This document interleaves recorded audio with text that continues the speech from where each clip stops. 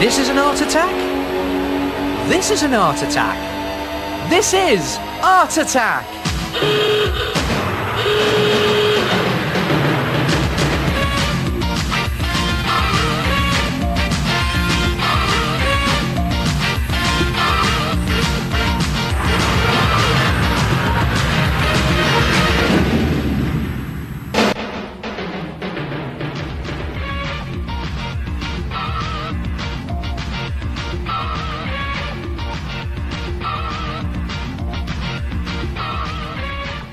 There. Hey, here's a good one for you. How do you do a prehistoric cave painting on your own bedroom wall? Newspaper. Come and have a look at this. Take a big double-page spread of newspaper, open it out, and then crumple some other sheets of newspaper up very loosely and just lay them down flat on one side of the newspaper like that. And then fold your newspaper over like that. And then just go around all of the edges and fold over a thin strip back on itself like that. And as you're doing it, staple it down. It's also a good idea just to fold back the corners and staple them too. And when you've gone all the way around your newspaper, you'll have something that looks a bit like that. It's sort of a paper parcel, really. And then just gently pat it and get rid of all the big lumps or any excess air in there. And that will now be the surface of your cave wall. So then, this is the good bit. This is the messy bit. Take some PVA glue, just the ordinary white school glue in the squidgy bottles, and just carefully pour it on like that. And then brush it all over the surface of your newspaper. Now, I'm using a big brush here, as you can see. But it's a good idea for you just to take some time over this. Use your brush and just make sure you cover the whole of the surface of your newspaper pillow or your cave wall.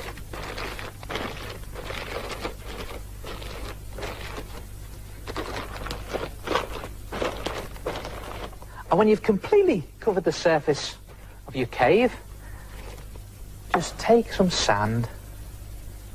Great this, watch this. And just pour it all over your cave wall. You can see already it's starting to stick to the glue like that. And then immediately, don't wait, immediately just shake off all the excess. Like that. And if there are any bits that you've missed, just dab on some glue, put more sand on there, and then leave it to dry overnight. And when it's dry, it will have gone crispy and hard, and it will look like that. Perfect for doing a cave painting on. And to do your cave drawing or painting, best thing to use is wax crayon or chalk. Now, to make your drawing look authentic, it doesn't have to be brilliant, because I don't think they were very good artists in those days. Obviously, didn't watch Art Attack. And they were quite fond of doing hunting scenes, and animals and people. So just do a very simple animal. Oh, if your crayon breaks, don't worry. It means you've got two of them then. And you can always do some stick people in, because again, they weren't that good at drawing people. So just put some stick people in, one there, I think. And maybe some arrows flying through the sky. And even a sun in the corner. And then to colour it in, well, again, they didn't have many colours, so the best thing to do is use earthy colours like browns, reds, oranges. And just going over the whole of your painting, at least the whole of your horse or wherever it is, buffalo, mammoth. And you can just feel the sand, the grittiness of the sand wearing away your wax crayon as you're doing it. And maybe just a bit of yellow there for the sun. Like that. And some green grass, just a bit on the floor. And finally, just a little bit of blue for the sky. And again, I'll say, just keep your drawing very basic. And there it is, a prehistoric cave painting.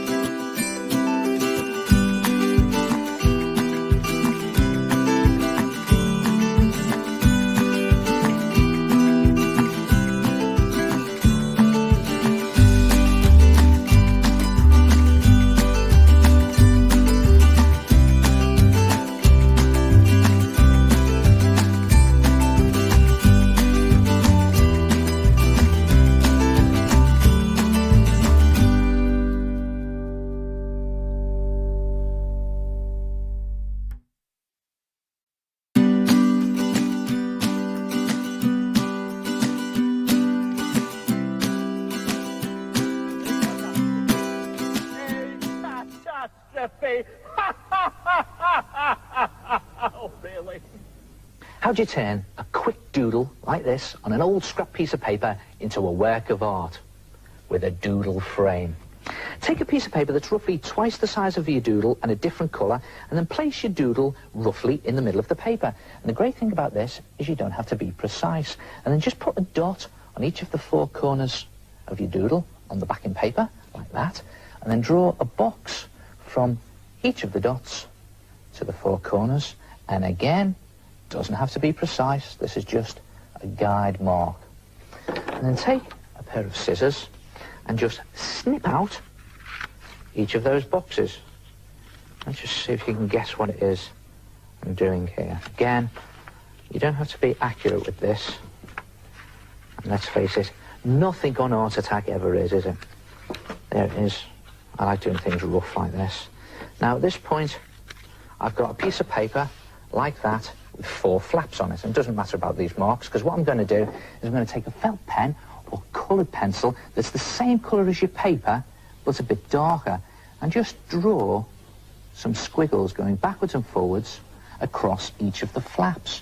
Again, you don't have to be neat, because it's a sort of, well, wood effect that I'm looking for. I'm just going backwards and forwards with the grain like that on the flaps. And then when you've done that, it looks a bit like cartoon wood really, doesn't it? When you've done that, fold the flaps into the middle, very roughly. Turn that round, one in there, another one in there. I'm doing this very quickly just to show you, but you can take a bit of time over it and do it nice and carefully. And then when you've done that, open the flaps up, turn your paper over, and you have to be careful with this. Just very carefully roll a pencil very tightly, like that, into each of the four flaps. Just rolling it over, nice and tight, like that. And then do each of those four flaps. When you've done it, you will have something that looks remarkably like that. And then turn it over, and just pull these rolls back in like that, where you roll the pencil in. Just put them into shape. And then just put it to one side, and take your doodle, and then just cut off 2 centimetres down one of the sides, and then another 2 centimetres down the top. Now again, you don't have to be accurate with this. Whatever you do, don't, just push that out of the way there, piece of paper fighting with me. Whatever you do, don't measure it with a ruler or try and do it too neatly, because the effect that I'm looking for, yeah, look at that, is a sort of wonky effect that looks like that. Then bring your frame back in, and just put your picture onto your frame, glue it in position, and there you have a piece of zany art. They are basically very simple. Just snip the corners out and roll the sides around a pencil. Oh yes, you should remember to take the pencils out.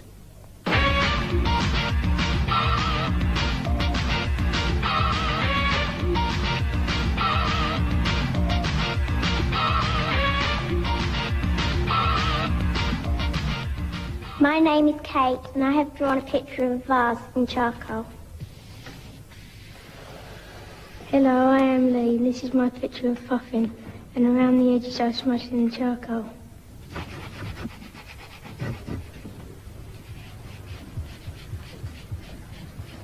Ah, weren't they fantastic charcoal pictures? And did you notice all the different effects and techniques that they used? Well, you know, a lot of artists like to use charcoal for just roughly marking in their pictures before painting them. And I like to do that. The reason for that is you can alter your mistakes very easily. Look at that. It's just a case of rubbing it out with your finger and going over it again. And another reason I like to use charcoal is you can get so many different shades and tones just from the one stick. I'll show you what I mean here. I'm just shading in an area of black. Now watch this. If I just smear it across with my fingers, you start to get this other sort of tone in front of the black bit. And again, I can almost do an arm there just by smearing my fingers across the charcoal. A little bit of shadow in the back there. And of course you can use the charcoal on its side to create these big areas of black. Or you can use the charcoal as a pointed implement, just to put in some extra detail like that. In fact, you can even sharpen your charcoal with a pencil sharpener. After all, it's just a piece of wood, isn't it? In fact, the way they make charcoal is they bake twigs at a very high temperature in a special oven. So next time you're using charcoal, just think, you're painting with a burnt stick. There it is. And just go down there, create a bit of shadow down there, down the corner, and again, just rubbing out your mistakes. Now that's a little bit too dark there. I want something else in there. And if you've got all these sort of dark, dirty smudges all over your picture, don't worry about that, because it all adds to that moody effect. Just putting some more detail on there, like that, and a bit more on the corner here. And again, you can just put in some detail either with a rubber or using your finger. Look at that there. I'm just going to put in some more detail with the tip of the charcoal, like that. I need to rub some more out in there. And can you guess what this is yet? Well, you should be able to get it now. Watch this. And there it is, across there, like that. And there he is, the fisherman. And if you do your charcoal picture on some coloured paper, like I've done, you could always finish it off just with a dab of chalk on the edge like that to create a highlight. Look at that. It just picks out the light right on the edge. Very effective it is too. And there it is, gone fishing. Try it yourself, a charcoal attack. And I'll see you next time. Ta-ra!